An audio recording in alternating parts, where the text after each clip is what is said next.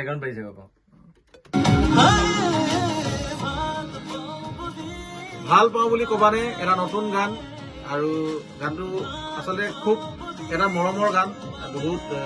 কষ্ট কৰিছোঁ আমি আচলতে গানটোৰ কাৰণে এটা হেঁপাহৰ গান ভিগুৰ কণ্ঠত ৰাজতিলক থিয়েটাৰত নীলা চকুৰ গান নাটকখনত আহি আছে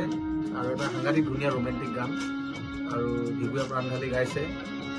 আশা কৰোঁ ৰাইজে ভাল পাব আৰু ভিগুৱে কেনেকুৱা লাগিলে নিজে ক'ব গানটোৰ বিষয়ে বিৰাট ধুনীয়া গান অজয়দাৰ গানবিলাক বিৰাট ৰোমান্টিক থাকে আৰু মই ৰোমান্টিক গানবিলাকেই প্ৰায়ভাগে গাওঁ